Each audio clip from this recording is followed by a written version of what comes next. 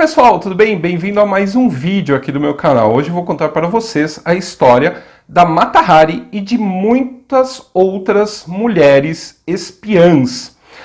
Esse vídeo vai ajudar um pouco a desmistificar o estereótipo de que a mulher é o sexo frágil. Elas podem não ter participado diretamente lutando nas trincheiras ou nos grandes campos de batalha, mas as suas ações na área da espionagem determinaram o rumo da nossa história. Num vídeo anterior sobre os sobreviventes da família Romanov, eu contei para vocês a respeito da Natalia Androzova, uma das raríssimas pessoas, membros da família imperial russa, que permaneceram na União Soviética.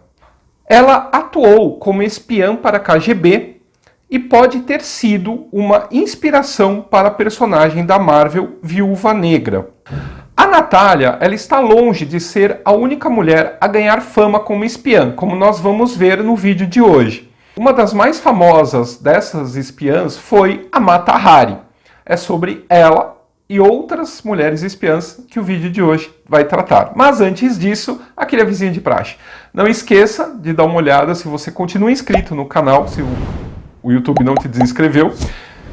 Dá uma olhadinha se o sininho também está ativado para você receber notificações aqui do canal. Caso vocês queiram ajudar aqui o canal, embaixo tem um link que é para você se inscrever, para você se tornar membro. Isso só vai funcionar no computador ou em alguns celulares, tá? Em determinados celulares ou na televisão isso não aparece. Aí você entrando lá como membro, você ajuda aqui o canal. Caso você não tenha interesse, existe outra forma de você ajudar aqui o canal. Você pode dar o seu like, dar o seu dislike e deixar o seu comentário. E principalmente você pode mandar este vídeo ou outros vídeos que você achar interessante para pessoas que também gostam de história, tá legal? Vamos lá. As mulheres, elas tiveram uma participação muito importante no trabalho de espionagem durante a Guerra Civil Norte-Americana, que durou de 1861 a 1865. A mais importante delas foi a Elizabeth Van Leeuw, que liderou um círculo de espionagem nos Estados Confederados, a favor da União. A Elizabeth nasceu na Virgínia, um estado escravagista, em 1818. A família da Elizabeth tinha escravos, mas a mãe, ela descendia de abolicionistas. E desde cedo a Elizabeth começou a ver que talvez fosse errado você ter pessoas escravizadas trabalhando para você. Logo cedo, a Elizabeth foi enviada para estudar no norte, onde teve mais acesso a ideias abolicionistas. Quando o pai dela morreu, ela e a mãe libertaram todos os escravos que eles possuíam e contrataram alguns como pessoas assalariadas. A Elizabeth, ela usou toda a herança paterna para unir famílias de escravizados que a escravidão havia desunido. Ela conseguia juntar as pessoas, ela comprava essas pessoas e depois as alforriava. Em 1861, estourou a Guerra Civil Norte-Americana, também chamada como Guerra de Secessão. A guerra teve como motivo principal a discussão sobre o fim da escravidão nos Estados Unidos da América, que já vinha acontecendo em alguns estados já há alguns anos. Os estados do Sul eram grandes produtores agrícolas e eram muito dependentes da mão de obra de escravizados, enquanto o Norte, mais industrializado, e a região do Pacífico, que era uma nova fronteira onde havia mineração, não precisavam tanto desse tipo de mão de obra e eram mais abertos a acabar com a escravização de seres humanos. Esse e outros conflitos entre o Norte e o Sul levaram a uma discussão sobre os limites da autonomia dos estados dentro da Federação dos Estados Unidos. A gota d'água foi a eleição do Abraham Lincoln como presidente dos Estados Unidos. O Lincoln, ele era um advogado de Illinois, no norte, que tinha como uma das bandeiras de campanha restringir a escravidão nos Estados Unidos. Acreditava-se que o seu objetivo era eliminá-la completamente. Isso acabou levando os estados do Sul a se declararem separados da União e formarem uma confederação. Por isso, estados confederados contra os estados da União. Quando a Virgínia declarou guerra à União e se juntou aos confederados, a Elizabeth e a mãe fingiram que estavam do lado dos confederados. Elas tiveram permissão para cuidar de prisioneiros da União. Então, quando tinha uma batalha, os confederados acabavam capturando soldados da União, eles iam para a cadeia e a Elizabeth e a mãe cuidavam deles. Logo, a Elizabeth, ela arrumou um jeito de trocar informações com esses soldados da União. Ela escondia mensagens em livros e até mesmo numa bandeja que tinha um compartimento secreto. Ela fez amizade com o comandante dessa prisão confederada e ele dava livre acesso a ela. Inclusive, ela conseguia fazer com que ele deixasse algum desses prisioneiros irem para um hospital lá perto, o que aumentava a chance dela conversar mais com esses soldados. Ela começou a usar informações privilegiadas que ela tinha a respeito do dia a dia da cadeia para conseguir ajudar muitos desses soldados a fugirem. Alguns deles falaram a respeito da Elizabeth para um general da União chamado Benjamin Butler. Ele achou a história dessa sulista que estava ajudando os nortistas muito interessante e mandou um dos soldados ajudados pela Elizabeth a voltar lá para o sul e tentar convencer a Elizabeth de trabalhar como uma espiã para os nortistas. E ela aceitou. A maioria da sociedade da época achava que as mulheres não tinham capacidade física e nem mental para se dedicar a atividades pouco femininas, como participar de uma guerra, por exemplo, ou mesmo atuar nos bastidores como uma espiã.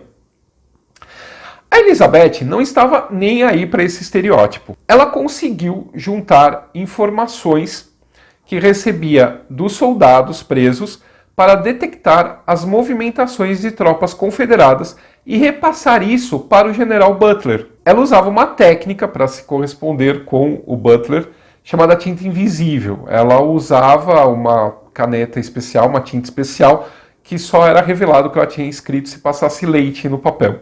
A Elizabeth, ela começou a recrutar outras pessoas para ajudá-la nessa tarefa da espionagem. Entre essas pessoas estavam até mesmo funcionários do Departamento de Guerra do Norte. Ela também começou a recrutar criadas negras que trabalhavam na casa de pessoas importantes da Confederação. Entre uma das pessoas que ela contratou estava a Mary Browser. A Mary, ela havia sido uma escrava que pertencia à família da Elizabeth e que assim que o pai morreu foi libertada. A Elizabeth e a mãe ajudaram a Mary a estudar. Elas mandaram a Mary para o norte para estudar, visto que no sul não podia ter estudos, né? Não podia ensinar os negros, mesmo libertos, a ler e escrever. Então mandaram a Mary lá para o norte e algum tempo depois ela voltou, se reencontraram e aí a Elizabeth teve uma excelente ideia. Ela conseguiu fazer com que a esposa do presidente dos Estados Confederados contratasse a Mary como uma criada para trabalhar na sede do governo dos Estados Confederados. As pessoas que conviviam com a Mary dentro do governo achavam que era só mais uma escrava, né, que era só mais uma negra, analfabeta, então não estavam muito interessados em tomar cuidado no que podiam ou não dizer perto dela. E com isso, ela se aproveitava. Ela era uma ótima pessoa para memorizar as coisas. Muitas vezes ela memorizava documentos inteiros que ela conseguia acesso, que estavam lá numa mesa, anotava os principais pontos e depois passava isso para a Elizabeth. E a Elizabeth mandava essas notícias para os oficiais da União. Essa rede de espionagem era tão eficiente que Elizabeth conseguiu, às vezes, mandar o jornal do dia acompanhado de flores do jardim para o comandante do exército da União, Ulysses S. Grant.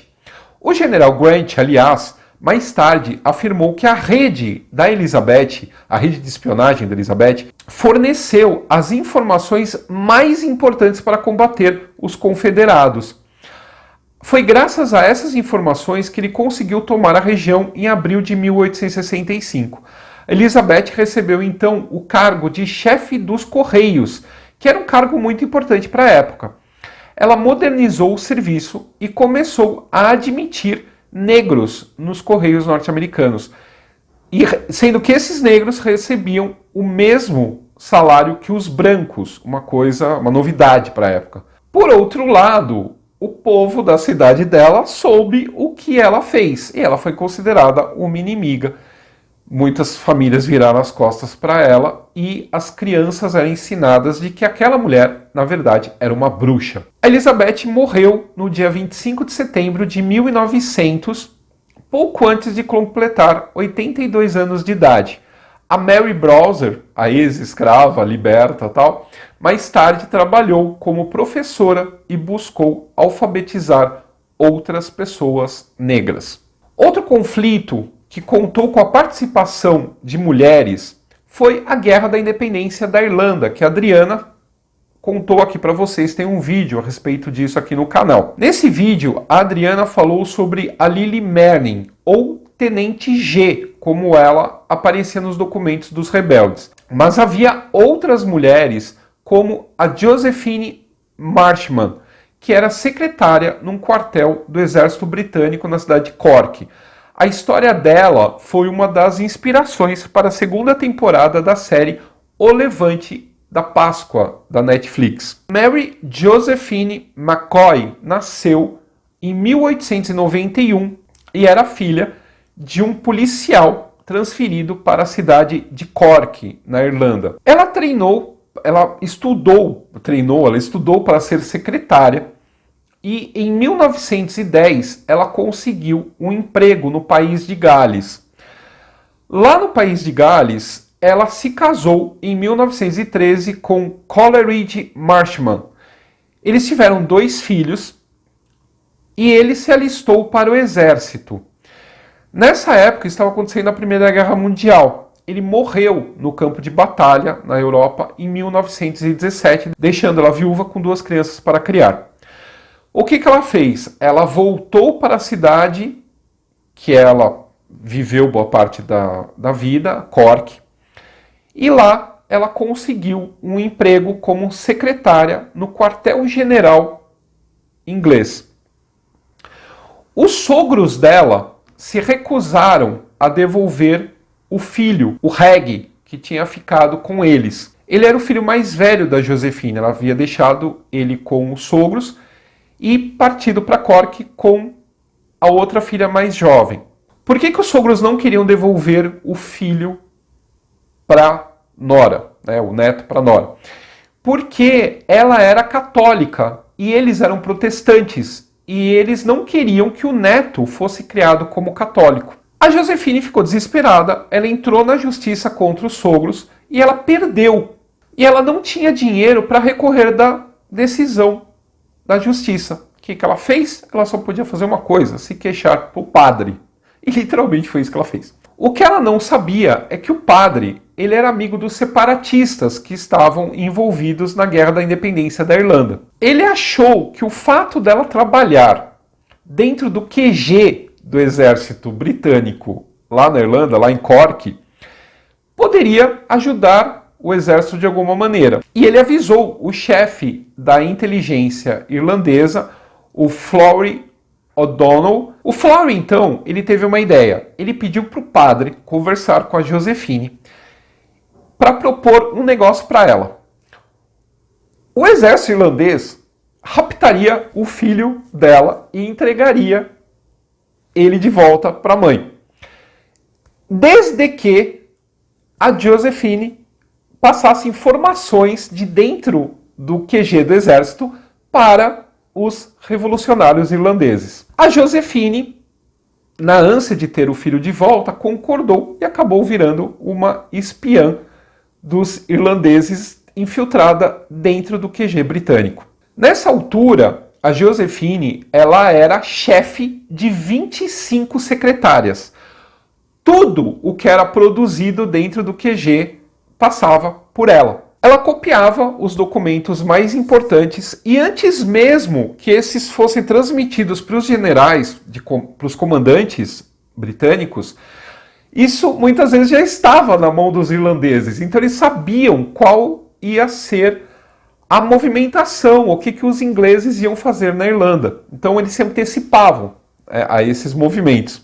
É claro que depois de algum tempo, os britânicos começaram a desconfiar que tinha alguma coisa errada, porque os irlandeses estavam muito bem informados e começaram a suspeitar das pessoas dentro do QG, chegando a mandar algumas embora. Mas claro que a Josephine estava acima de qualquer suspeita.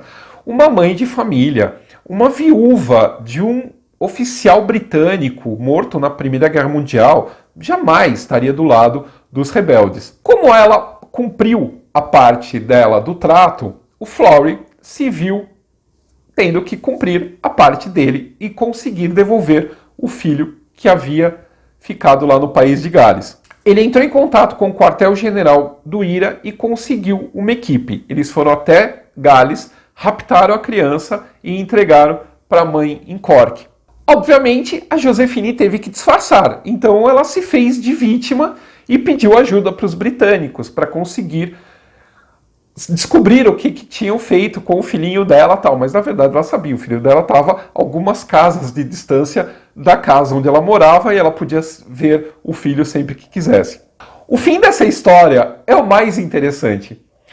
O Florey e a Josephine acabaram se apaixonando e eles se casaram em segredo em abril de 1921, 3 meses antes do fim da Guerra da Independência da Irlanda. Mais tarde ele adotou os 2 filhos dela e eles tiveram juntos mais 4 filhos.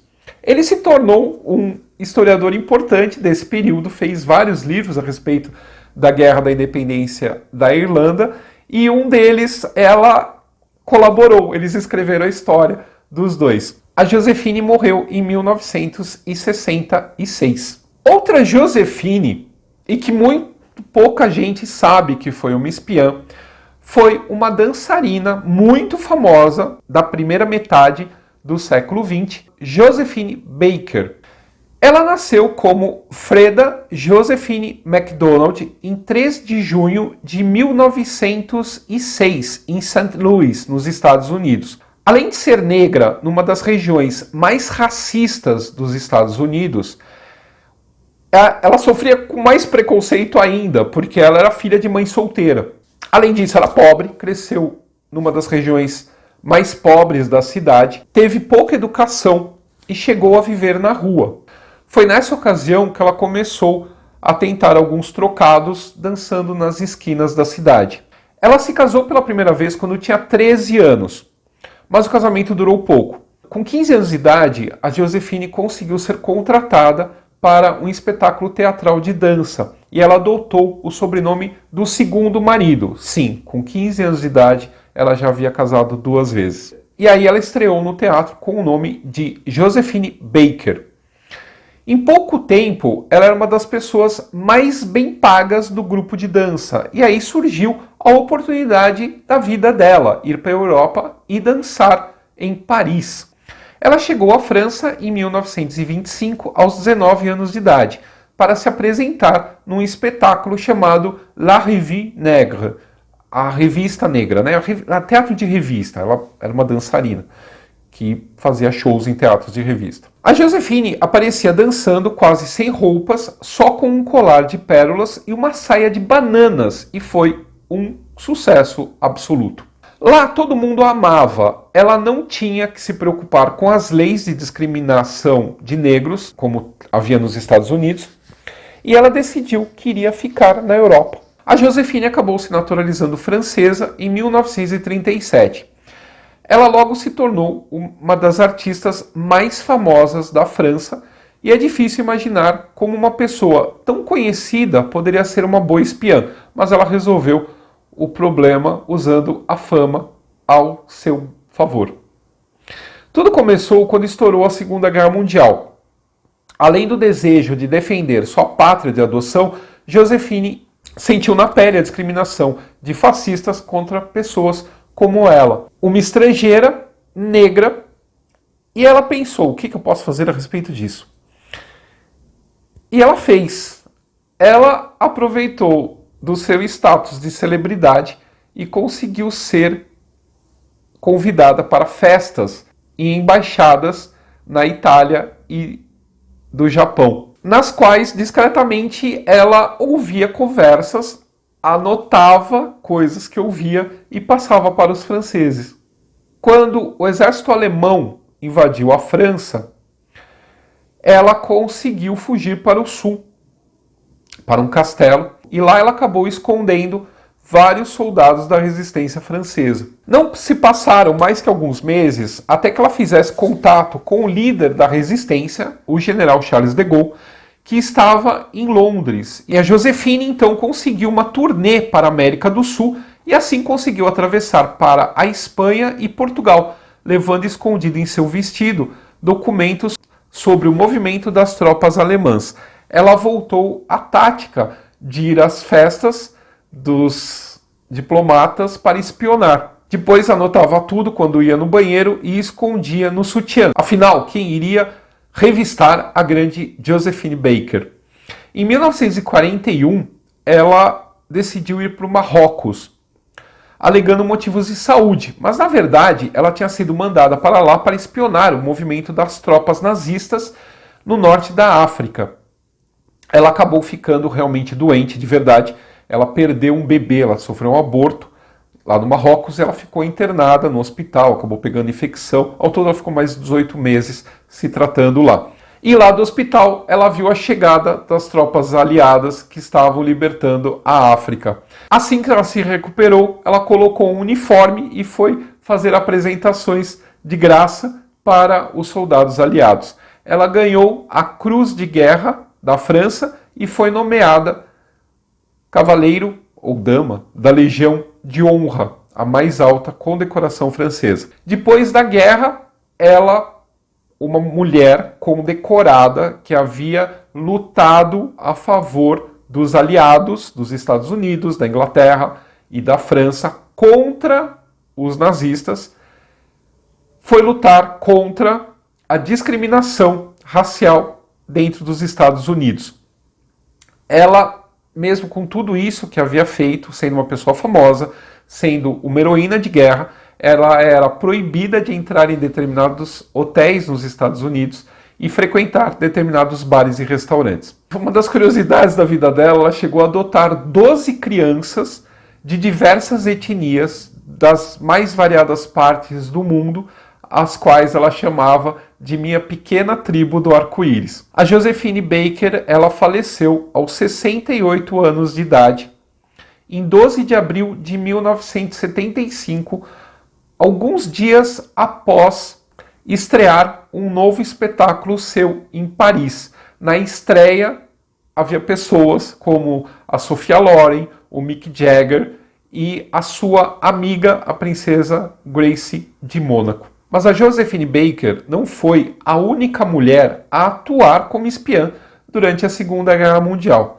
Nesse mesmo período da atuação da Joséphine Baker, a jovem socialite Nancy Walke estava se tornando a mulher mais procurada pelos nazistas. A Nancy nasceu na Nova Zelândia em 30 de agosto de 1912, mas ela se mudou bem jovem para a Austrália. Quando a Nancy tinha 16 anos de idade, ela pegou uma herança que ela recebeu de uma tia e fugiu da Austrália. Ela primeiro foi para os Estados Unidos e depois para a Inglaterra, onde começou a trabalhar como jornalista. Finalmente, ela se mudou para Paris, trabalhando como correspondente na Europa das empresas de comunicação Hearst. Foi nessa ocasião, como correspondente dos Estados Unidos na Europa, que ela começou a perceber o que poderia gerar os nazistas. Ela viu um grupo de judeus serem atacados em Viena e ela decidiu que ia fazer alguma coisa. Por volta dessa época, ela conheceu o industrial Henri Fioccat, com quem se casou em 1939 e se mudou para Marselha, no sul da França. Quando a França foi invadida, ela entrou para a resistência e começou a atuar como mensageira. Mais tarde, ela recebeu a missão de organizar uma rede para facilitar a fuga de refugiados e prisioneiros dos nazistas. Assim como no caso da Elizabeth Van Leeuw, que eu já falei aqui sobre a Guerra de Secessão Norte-Americana, para Nancy também foi uma grande vantagem ser mulher. Ela era menosprezada pelos homens. Sendo assim, ela podia viajar para todos os lugares que ela queria, sem que as pessoas prestassem muito atenção ou achassem que ela poderia ser alguém muito perigoso. Porém, os nazistas logo perceberam que havia uma mulher espiã que estava prejudicando muito a guerra. E eles não conseguiam pegá-la. Então, deram o apelido de Rata Branca para ela. Enquanto isso, os nazistas eles viam a Nancy como uma mulher bonita, refinada, andando de salto agulha pelos salões dos grandes hotéis europeus e que aceitava drinks de oficiais nazistas, que flertava com sentinelas e que era completamente inocente e nada perigoso. Que eles não tinham nem ideia que ela era a tal da Rata Branca que eles estavam perseguindo. Porém, a sorte dela terminou em 1943. Eles descobriram que ela era a tal da Rata Branca e ela teve que fugir da França. Ela foi mandada para a Espanha num trem de refugiados que foi apreendido pelos nazistas. O chefe da resistência francesa, que foi aprisionado na ocasião, conseguiu convencer as pessoas que o prenderam que aquela mulher que estava com ele era apenas a sua amante e que ela não tinha nada a ver com política, que ela não era nada dessa tal da Rata Branca que os nazistas estavam atrás. E a Nancy conseguiu fugir. Ela conseguiu atravessar a fronteira para a Espanha e da Espanha ela conseguiu um barco que a levou para a Inglaterra. Depois de algum tempo ela ficou sabendo que o marido dela havia sido preso pelos nazistas, torturado e acabou morrendo. E a vida toda ela se culpou por isso. Quando a Nancy chegou no Reino Unido, ela entrou para a executiva de operações especiais, um ramo da inteligência britânica. Esse serviço aceitava mulheres reconhecendo que era menos provável que elas fossem identificadas como espiãs por causa dos estereótipos, ou seja, eles aprenderam bastante, com a Josefina infiltrada dentro do QG lá no exército de Cork durante a Guerra da Independência da Irlanda. Depois de receber treinamento, a Nancy foi enviada com uma equipe para a França. Ela teve que descer de paraquedas na França ocupada.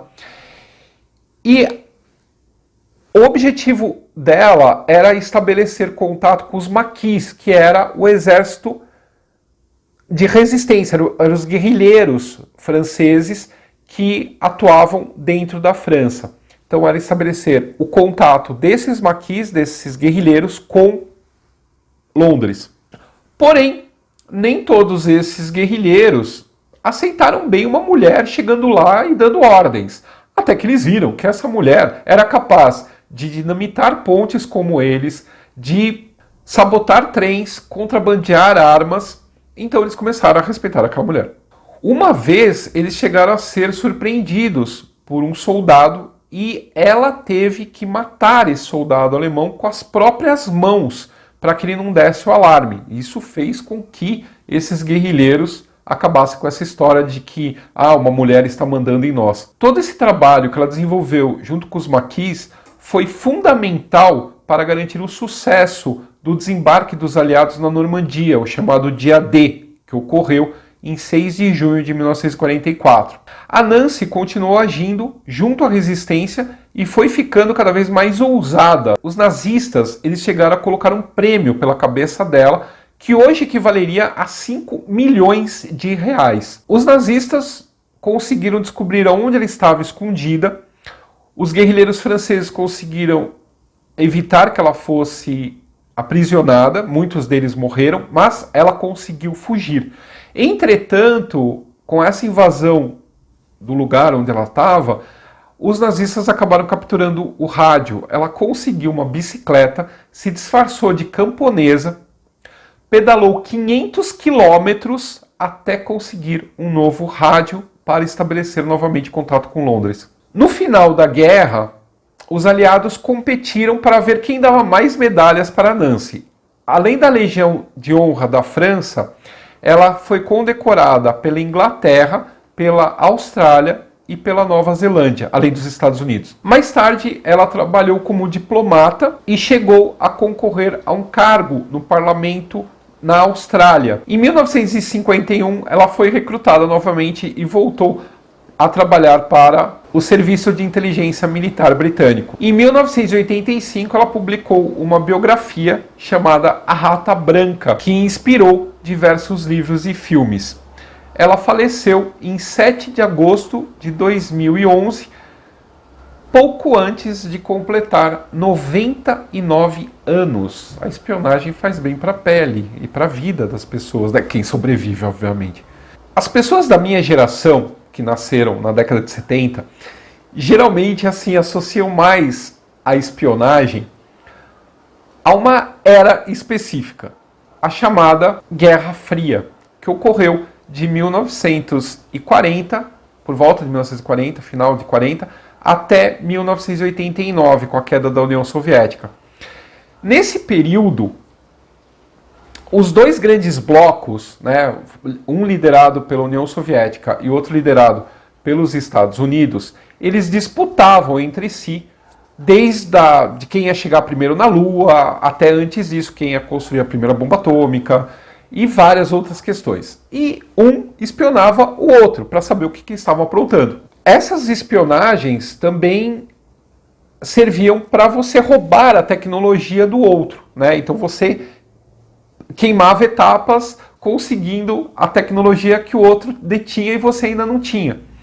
Uma das mulheres que participou dessa rede de espionagens durante a Guerra Fria foi a Nelita Norwood. A Nelita Norwood, ela passava informações da Inglaterra, ela morava na Inglaterra, ela passava informações para a União Soviética. Ela nasceu no sul da Inglaterra em 1912. O pai dela era um jornalista lituano e a mãe era britânica. Os pais dela eram socialistas e o pai dela, inclusive, tinha contato com os bolcheviques, que depois iriam tomar o poder lá na Rússia, com a queda do Império Russo. Em 1932, a Melita, ela passou a trabalhar como secretária numa organização chamada Associação Britânica de Pesquisa de Metais Não Ferrosos, que basicamente estudava novas aplicações para metais como zinco, chumbo e cobre.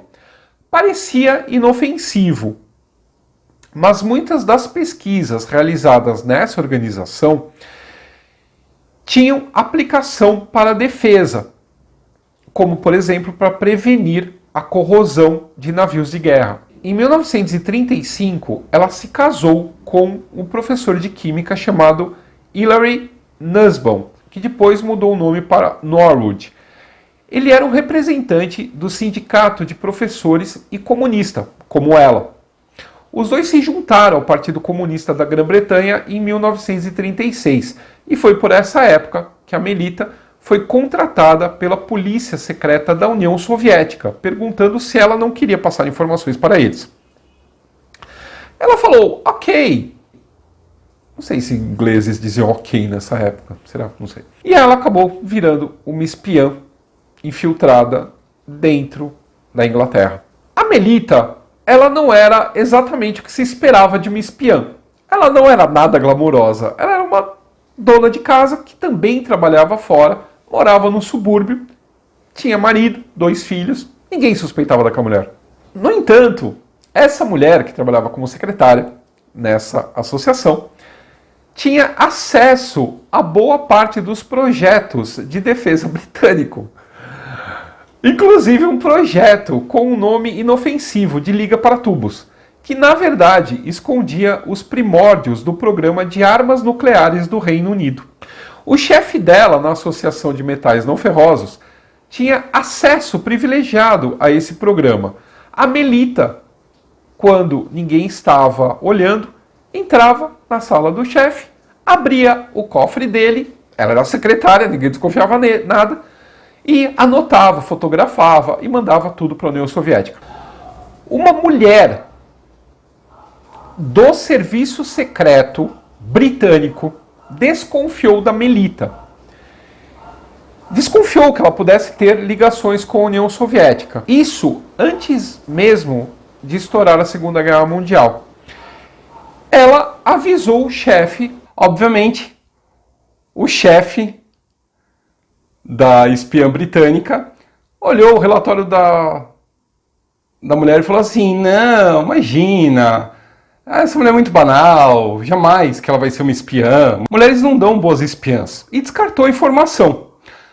Em 1965, os britânicos começaram a desconfiar. Os homens britânicos, porque a mulher britânica já tinha desconfiado antes, começaram a desconfiar que aquela Melita poderia ser uma espiã soviética. Basicamente é quase um recorde, né? Eles demoraram 30 anos, os homens demoraram 30 anos para escutar o que a mulher tinha dito. Lá atrás, antes da guerra. Só que havia um problema. Se eles expusessem ela, a Melita, eles poderiam expor toda uma operação que eles estavam envolvidos. E isso poderia fazer com que eles perdessem o que eles consideravam peixes grandes, que aquela mulher não devia ser tão perigosa assim. E eles acabaram abafando o caso e deixando a Melita continuar o seu serviço e a sua espionagem a favor da União Soviética. Ela se aposentou em 1972 após trabalhar como espiã para os soviéticos durante 35 anos. Ela é até hoje considerada a espiã mais importante que a União Soviética teve implantada no exterior. Muitos pesquisadores, muitos autores defendem que as informações privilegiadas e tecnologia que ela passou para os soviéticos adiantou em 5 anos o programa nuclear soviético. Ela foi até condecorada pelos soviéticos em 1979, recebendo a Ordem do Estandarte Vermelho. Somente em 1990 foi revelado publicamente que Melita Norwood era uma espiã soviética. Nem a filha dela acreditou. Em 1999, numa coletiva de imprensa, ela confirmou que realmente ela havia espionado a Inglaterra a favor da União Soviética. Ela faleceu em 2005 e em 2018 foi lançado um filme chamado A Espiã Vermelha, estrelado pela Judi Dench. Finalmente, a nossa Mata Hari. Esse nome, ele lembra, né? Ele chama essa questão da mulher como espiã. Mas, na verdade, é quase como uma afronta às mulheres, porque como a gente vai ver nessa parte do vídeo, a Mata Hari como espiã foi catastrófica. Ela, na verdade, serviu mais como bode expiatório para a incompetência dos militares franceses. A Mata Hari, ela era linda, misteriosa, sedutora, tudo o que a gente, enfim, associa com espionagem. Ela inspirou mais de 10 filmes e o mais famoso deles foi com a artista Greta Garbo. Além de filmes, ela também inspirou livros, séries de TV, musicais, canções, balé e até ópera. A Mata Hari, na verdade, se chamava Margaretha Gertruda Zelle e nasceu na Holanda em 1876. Ela era filha de um comerciante. Mais tarde, ela inventaria várias histórias a respeito da família, dizendo que a mãe era de origem judia ou que ela era da Indonésia. Mas até onde se sabe, a família não tinha nada especial. Os pais se divorciaram Margareta foi morar com um padrinho que colocou ela numa escola preparatória para professoras. Ela era muito bonita, o diretor da escola começou a se insinuar para ela e o padrinho acabou tirando ela da escola quando ela tinha 16 anos de idade. 2 anos depois, ela viu o anúncio posto num jornal por um militar chamado Rudolph MacLeod, que ia partir para a Indonésia e estava procurando uma esposa. Os dois se casaram e partiram para a ilha de Java, onde ele, como militar, foi servir. Lá, na Indonésia, ela teve 2 filhos com o marido. O casamento não deu certo, ele era ciumento, ele bebia, ele tinha amantes, ele batia nela. A Margareta largou a família, largou esse marido que batia nela e começou a estudar a cultura da Indonésia, as danças da Indonésia. Adotou o nome de Matahari, que quer dizer olho do dia, na língua malaia, mas acabou deixando de lado essa veia artística e retornou para o marido. Mas quando um dos filhos deles morreu, provavelmente envenenado por uma criada, eles resolveram retornar para a Holanda, onde eles se divorciaram. O marido acabou tirando a guarda da filha e a Margareta, adotando o nome de Matahari, passou a sobreviver dançando artisticamente. Em 1903, ela foi para Paris, onde ganhou fama como dançarina exótica e também como modelo, chegando a posar para fotos de nu artístico. Matahari contava toda uma história de que ela era uma princesa de Java que tinha estudado dança sagrada hindu desde a infância e fazia um espetáculo provocante que incluía tirar as roupas até ficar só com um peitoral e um arranjo de cabeça. Ela não gostava dos seios, então ela deixava os seios cobertos, às vezes. Ela chegou a ter vários amantes ricos e poderosos e conforme a idade foi chegando, a dança não rendia mais tanto. Ela acabou se tornando uma cortesã de luxo que atendia políticos e oficiais do exército. Quando estourou a Primeira Guerra Mundial, a Holanda ela permaneceu neutra. Então, como ela era cidadã holandesa, ela conseguia continuar viajando por países ocupados, inimigos e tal. Durante a Primeira Guerra Mundial, ela conheceu um jovem oficial russo em Paris, chamado Vadim Maslov. O Vadim ele fazia parte de um grupo expedicionário que o Império Russo enviou para a França para auxiliar os franceses no fronte ocidental, para reforçar o fronte ocidental. O Vadim ele foi ferido em batalha e acabou sendo enviado para um hospital militar a 300 quilômetros de Paris. A Matahari, para continuar tendo contato, e ela era apaixonada pelo Vadim, para continuar tendo contato com ele, foi conversar com oficiais do exército francês para conseguir a permissão, né? Porque uma coisa era você conseguir viajar com o seu passaporte, outra era você ter acesso à área militarizada que fazia parte o local onde estava o hospital, onde o amante dela estava hospitalizado. Nesse momento, nesse contato que ela teve para conseguir ver o amante dela, os franceses, um oficial francês de inteligência, ofereceu a ela muito dinheiro para ela espionar os alemães. Há algum tempo atrás, ela havia tido contato, antes de estourar a guerra, com o filho do Kaiser Guilherme II, com o príncipe herdeiro da Alemanha, que era comandante de exército. Então os franceses achavam que esse contato, essa porta aberta, poderia inseri-la dentro desse universo militar alemão, onde ela conseguiria retirar informações para ajudar o exército francês. Entretanto, o príncipe alemão não exercia efetivamente o cargo de comandante de nada. O título de comandante era honorífico. Os militares prussianos mesmo queriam, era a distância, não queriam que ele se envolvesse com nada, era só um cargo sem importância nenhuma, efetiva.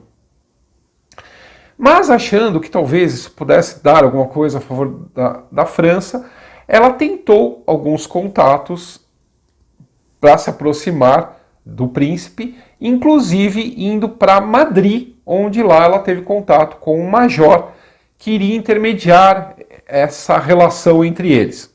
Em Madrid, ela teve contato com o major alemão Arnold Kalle, que iria intermediar esse contato entre ela e o príncipe alemão. Isso tudo que eu falei, dela tentar ver de novo o Vadim, que estava no hospital, falar com a inteligência francesa, conseguir contato com esse alemão, esse major alemão que estava em Madrid, isso tudo ocorreu em 1916. Em janeiro de 1917, o serviço secreto francês interceptou uma comunicação alemã falando a respeito de uma agente francesa a quem dava o nome de H-21, que estaria passando informações militares para os alemães. Então, portanto, uma agente dupla. O conteúdo da mensagem demonstrava que essa agente só poderia ser a Mata Hari. Mais tarde, ela admitiu que os alemães também ofereceram a ela dinheiro em troca de informações militares. Mas não se sabe se ela aceitou por causa disso ou se ela mentiu que tinha informações do lado francês para se aproximar do príncipe. Ou ainda, se os alemães descobriram que ela estava espionando pela França e mandaram a mensagem para os franceses acreditarem que ela era uma traidora. Outra hipótese, também muito aceita, é que ela passou segredos para os alemães. Só que esses segredos não passavam de fofocas do que ela ouvia em Paris e a respeito da vida sexual dos comandantes militares franceses. O chefe da espionagem alemã, quando viu que estava sendo gasto dinheiro com essa mulher em troca dessa porcaria dessas informações, teria feito de propósito esse vazamento dessa informação para o lado dos franceses para se livrar dela. Em fevereiro, a Mata Hari foi presa em Paris, acusada de espionagem. Ela foi julgada, ela foi levada a julgamento em julho de 1917, acusada de ter sido a responsável direta pela morte de 50 mil soldados franceses, devido a essas informações que ela teria passado para o inimigo. O agente francês que a recrutou fez de tudo para tentar mostrar que ela era uma pessoa desonesta, que nem a história da vida dela era verdadeira, que ela era uma sedutora de homens e que por isso não era confiável. A Mata Hari, ela continuou afirmando que ela era inocente e que ela podia ser, sim, ser prostituta, mas que ela nunca tinha sido traidora, que ela nunca tinha traído ninguém. A França, na época, ela estava sofrendo várias derrotas militares. Então, todo esse caso da Mata Hari pegava bem. A culpa não era do exército francês, a culpa não era dos aliados, a culpa não era dos comandantes franceses, dos generais franceses. A culpa era daquela mulher traidora que havia entregue planos franceses que ela nem sabia para os alemães. Mesmo sem evidência alguma, ela foi condenada à morte por fuzilamento e foi executada a 15 de outubro de 1917. Ela se recusou a colocar venda nos olhos e ela, antes de ser fuzilada, mandou um beijo para o pelotão de fuzilamento. O seu corpo não foi reclamado por nenhum dos seus familiares e acabou indo parar no Museu de Anatomia da França, onde desapareceu por volta de 1954. Nem a cabeça dela, que havia sido conservada, nem o resto do corpo foi mais localizado dentro da instituição. Bom, pessoal, eram essas as histórias que eu queria contar hoje para vocês. Não esqueçam de deixar aqui embaixo nos comentários qual dessas espiãs vocês mais gostaram, Qual história que vocês acharam melhor? Quais vocês acharam mais triste? Para mim, eu acho que é da Mata Hari. Enfim. E aí? E para vocês? Não esqueçam de deixar os comentários, compartilhar esse vídeo, ajudem aí o canal. Valeu, obrigado!